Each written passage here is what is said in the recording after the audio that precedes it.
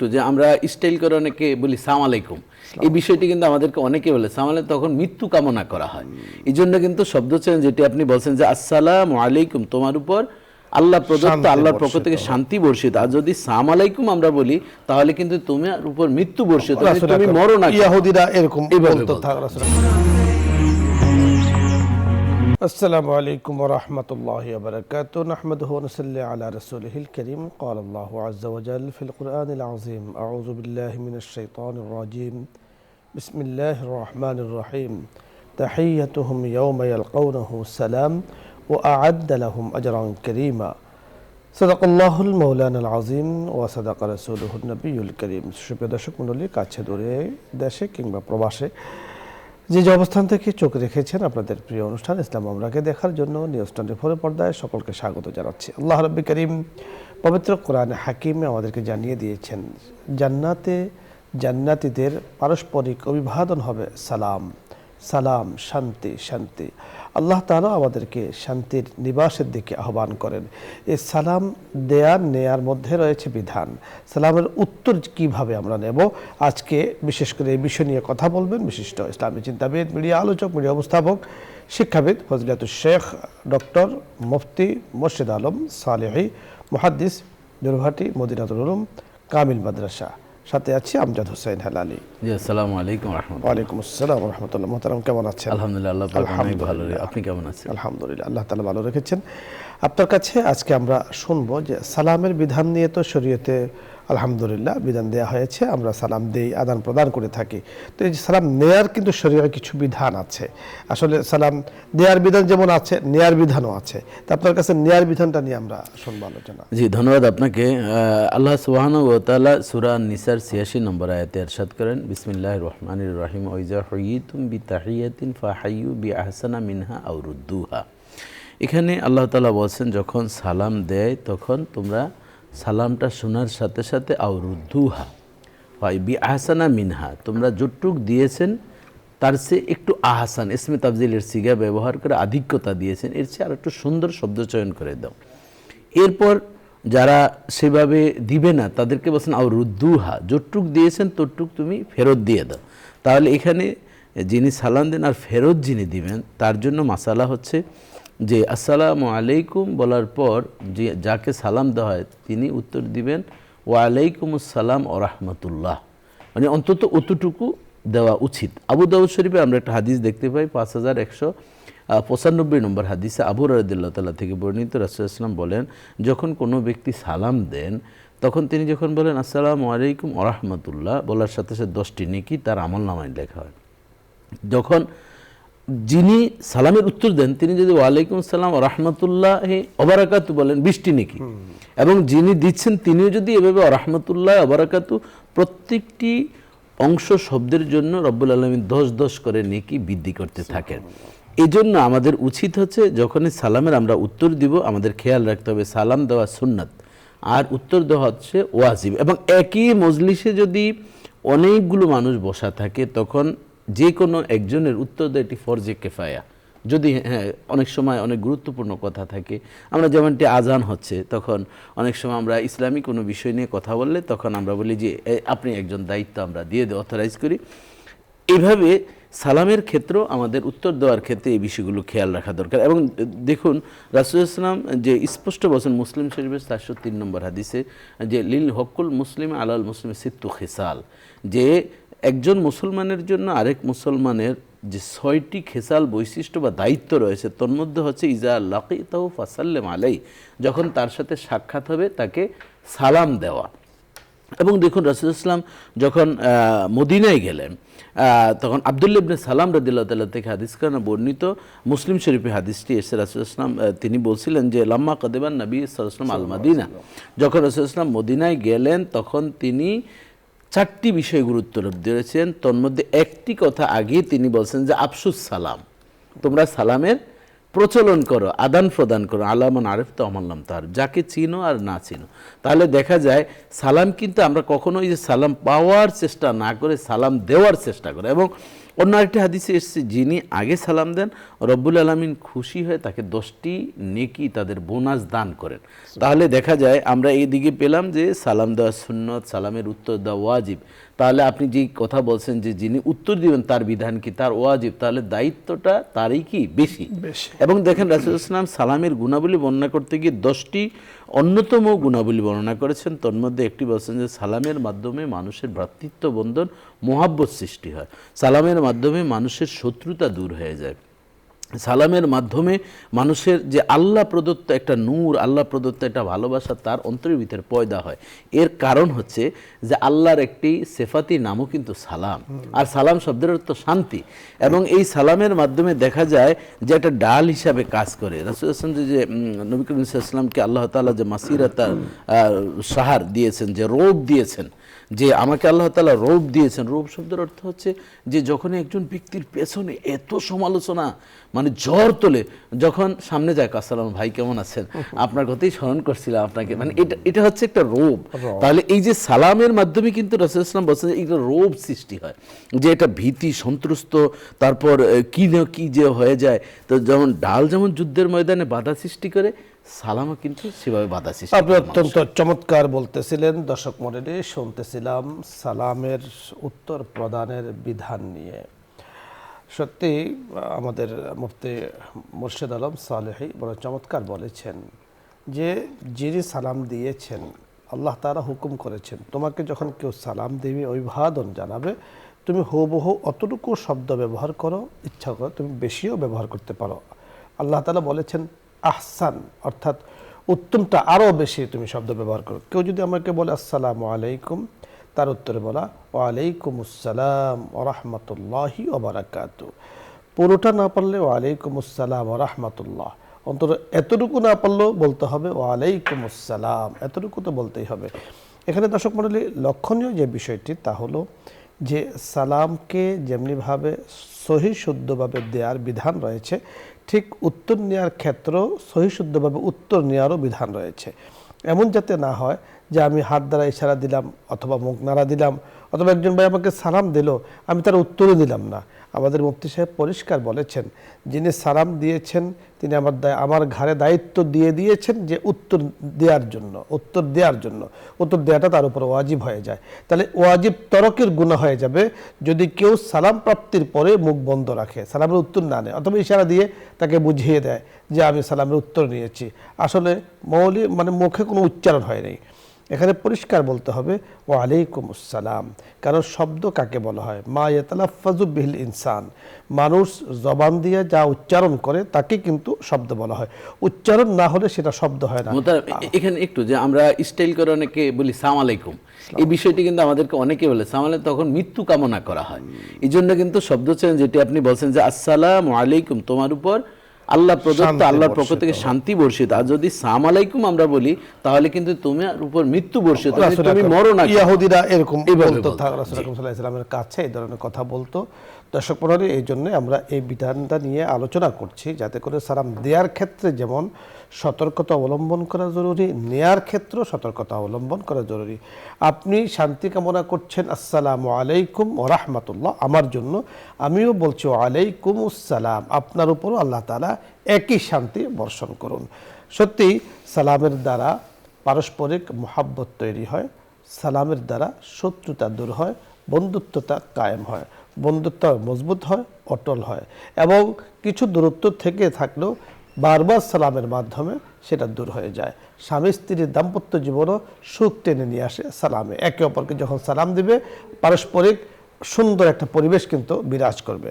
দর্শক মণ্ডলী, আলোচ্য বিষয় নিয়ে যদি আপনাদের কোনো কিছু জানার থাকে, বোঝার থাকে, অথবা ইসলামের কোনো বাস্তব আচার জানার প্রয়োজন হয়, আপনি চাইলে প্রশ্ন করতে পারেন, আমরা আমাদের সাধ্য অনুযায়ী কথা বলার চেষ্টা করব। প্রথমে যিনি আছেন, আসসালামু আলাইকুম, দর্শক নাম বলে পরিচয় দিয়ে প্রশ্ন করুন।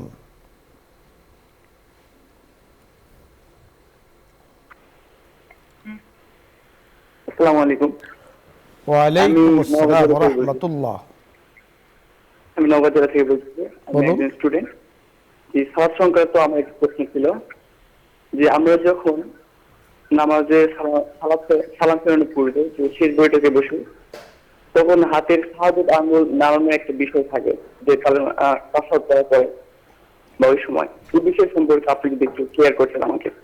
ক্লিয়ার করে বলছি আপনাকে, আপনি শুনতে থাকুন। বুঝতে পেরেছেন? জি, বুঝতে পেরেছি। অর্থাৎ আমরা যখন সাধারণত এটার মাসালা হচ্ছে রাসূল ইসলামকে আমরা এইভাবে আল্লাহ রাসূল থেকে এবং সাহাবা ইকরাম থেকে আমরা দেখেছি বা হাদিসে পেয়েছি যে আশহাদু আল্লা ইলাহা ইল্লাল্লাহ যখন বলবে তখন কিন্তু এইভাবে আঙ্গুল শাহাদাত আঙ্গুলটা উঠানো।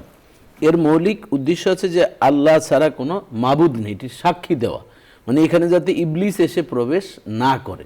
হ্যাঁ, এখন উনি হয়তো এই জন্য বলছেন যে আমাদের কিন্তু এভাবে অনেক সময় হাত নাড়ানো, এটা রাসূল ইসলাম বিশেষ ক্ষেত্রে মাঝে মধ্যে করেছিলেন, কিন্তু আসলে রাসূল ইসলামের সুন্নাহ হচ্ছে এটি যে ইন্তেকালের পূর্ব পর্যন্ত কন্টিনিউ যে আমলটি করেছেন সেটি কিন্তু সুন্নাহ হিসাবে আমাদের উপর অবধারিত। এই জন্য আমরা এই আশহাদু আল্লাহ ইলাহা এই অবস্থায় আমরা হাতটা আঙ্গুলটা উঠাবো, ইল্লাল্লাহ অবস্থায় নামিয়ে ফেলবো। এই পার্থক্যটা যিনি করতে পারবেন তিনি এই সুন্নাহর উপরে আমল করবেন। যিনি পার্থক্য করতে পারবেন না, ওনার জন্য এটাকে এভাবে আঙ্গুল বন্ধ রাখলো নামাজের কোনো সমস্যা নেই, যেহেতু বিধানটি সুন্নাহ বিধান, ওয়াজিব নয়, ফরজও নয়, সেক্ষেত্রে সতর্কতা অবলম্বন করা জরুরি। আশহাদু আল্লাহ ইলাহা পর্যন্ত থাকবে, ইল্লাল্লাহর সময় নেমে যাবে, ইল্লাল্লাহর সময় নেমে যাবে। এই জন্যই আপনি বলেছেন যে বিষয়টি ক্লিয়ার করে বলার জন্য। এখানে 3টা সুরুত আছে, আরও 2টি সুরুতের কথাও মোহতারাম বলেছেন। তো যেটা হলো আফজল, অতি উত্তম, আহসান, সেটা হলো উঠিয়ে ইল্লাল্লাহর সময় নামিয়ে ফেলা। আর মোহতারাম এখানে আরেকটু বলতে হয়, আমাদের দেশে কিন্তু আমরা এই যে হানাফি মাযহাব অনুযায়ী আমরা এই যে পদ্ধতিটা আমরা আশহাদু আল্লা ইলাহা ইল্লাল্লাহ নামানো, কিন্তু আপনি দেখবেন কন্টিনিউ যদি আমল করা হয় তাহলে পাশের যিনি নামাজ পড়ছেন এটা কিন্তু কদ আফলাহাল মুমিনুনা আল্লাযীনা হুম ফি সলাতিহিম খাশিউন, যে খুশু খুদু বিনয় নম্রতা সেটি কিন্তু একটু হলো ব্যর্থ হয়, তার নজরের দিকে চলে আসতে পারে। চমৎকার বলছিলেন। পরের দর্শক, আসসালামু আলাইকুম।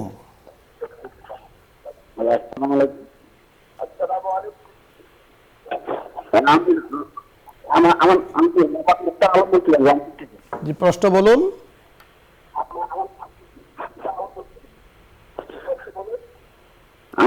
টিভির ভলিউম কমিয়ে কথা বলি।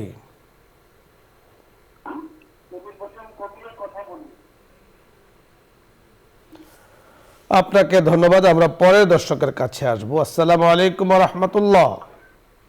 হ্যালো। ওয়ালাইকুম আসসালাম ওয়া রাহমাতুল্লাহ। জি, আমার একটা প্রশ্ন হলো, ইসলামে যে 14 জন নারী নিষিদ্ধ, তাদের নাম জানতে চাই। আরেকবার বলতে হবে। ইসলামে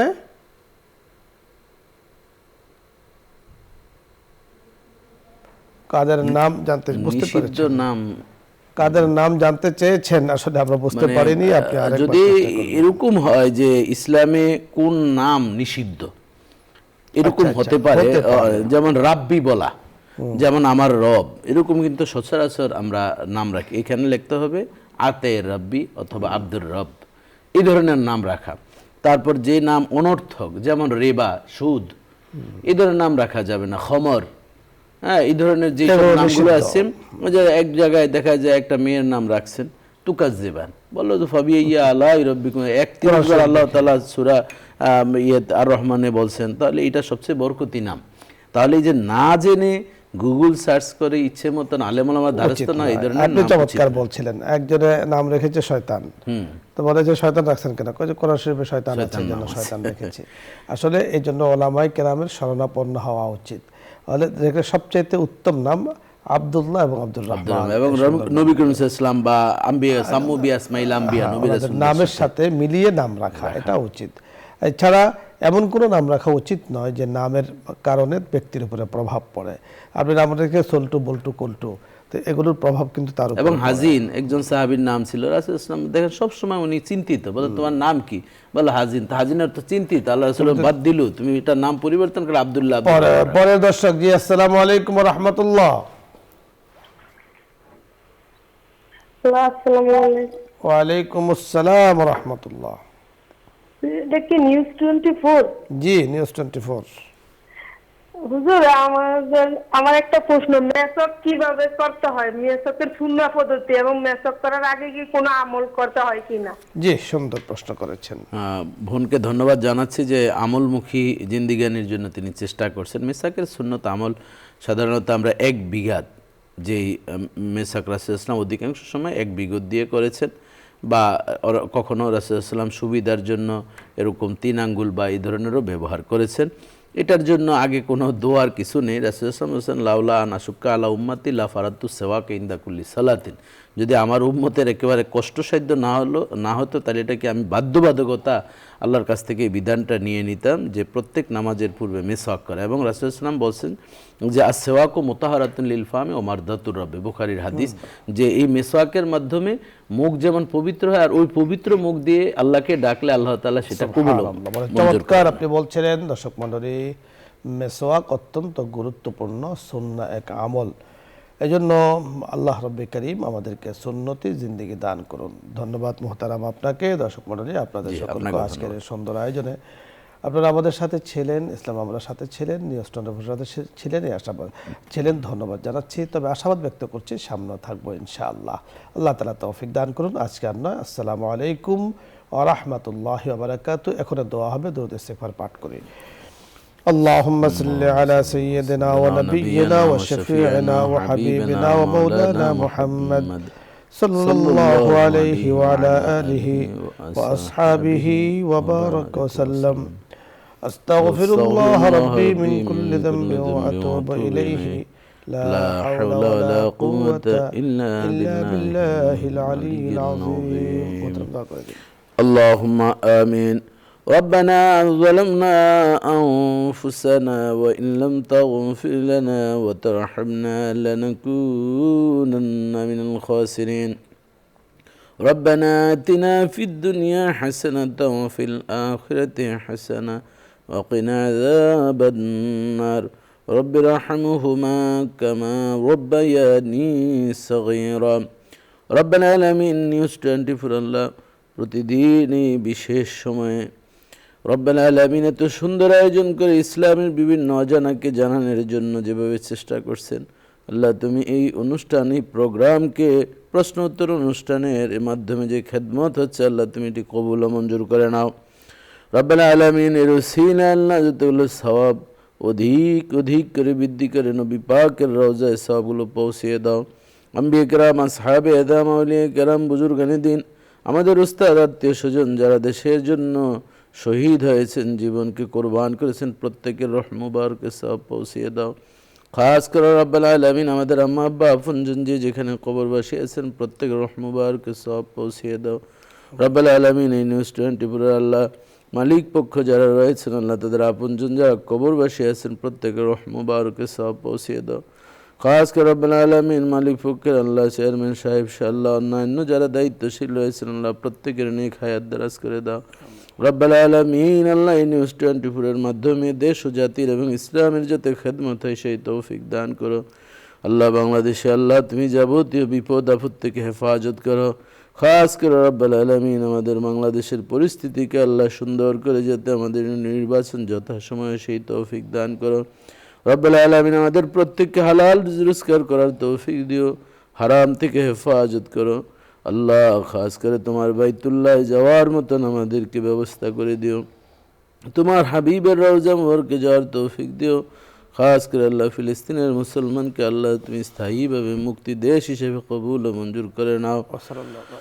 আল্লাহ আমাদের যার যে নেকমা কাজ আছে পূরণ করে দিও। আর যখন আমরা মরে যাব আমাদের প্রত্যেকের জবানে জারি করে দিও লা ইলাহা ইল্লাল্লাহু মুহাম্মাদুর রাসূলুল্লাহ সাল্লাল্লাহু আলাইহি ওয়াসাল্লাম।